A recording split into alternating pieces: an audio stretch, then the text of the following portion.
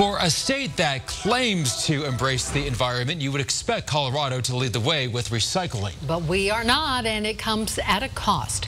The state says we waste $260 million worth of reusable material every year by throwing it in a trash can instead of a recycle bin. Denver 7 is committing all sides to stories and issues of great importance to you in our state.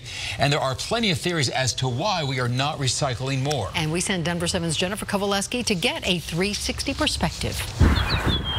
Coloradans, we love our Rocky Mountains, getting our fitness on, and just look at all those solar panels. So are we as green as we can be? Hardly. In fact, it might be time to throw that whole notion to the curb. Colorado recycles only 12% of its waste, far less than the national average of 34%. So when it comes to trash and recycling, we stink. I guess it's okay. I wouldn't give it an A+. It's recycling. And compost day. In Denver, where Great Job Mile High residents, you get a slightly higher recycling score. 22% of your waste ends up in these purple bins. But let's be honest, that's still not great. While we're doing a really good job and people are really trying hard to participate, there's still more that we can do. Charlotte Pitt oversees the city's recycling program. She knows it needs work. We really are looking at how can we get our recycling and composting rates up. In her view, the city is making progress. She points to its new composting program and education campaigns letting people know that it's not cool to put your recyclables in this. So this is an example of what we don't want. This is a black plastic bag. And come on, people, you can recycle cans. We'll just help them out and empty this. But it's not always this easy.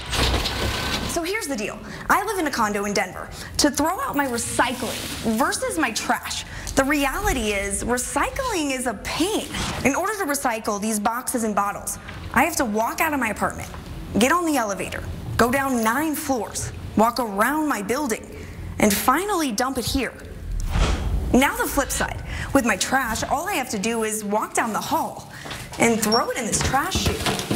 As the city's growing, that's one of the areas that we need to look at now because it is becoming more of a challenge. Around 50% of Denver's population lives in apartments or condos. Pitt says they plan to do a pilot study this fall. Is it space? Is it convenience? Is it cost? What are the things that are prohibiting condo buildings from making recycling easy? Colorado native Joanne Ashery is all for recycling her plastics. Oh, yeah. But she doesn't see the current program working. I just don't think it's sustainable with all the trucks they need for each pickup. The Colorado Association for Recycling sees Colorado's stinking trash and recycling problem as a policy issue. Because unlike states like California, we don't mandate recycling. Colorado is not willing at this point to pass mandates to make recycling mandatory. I'm originally from California. It's mandatory and you'll get fined. So what's next on this 360 recycling journey? Well, Colorado, if you want to live up to our green reputation and go so far as mandating recycling, you'll have to call your state lawmaker. In the meantime, there is still something we can all do. If you really are interested in keeping Denver beautiful and sustainable, it's a really easy program to participate in. In Denver, Jennifer Kowaleski, Denver 7. And for those of you wondering, the city of Loveland has the highest recycling rate in the state at 61%.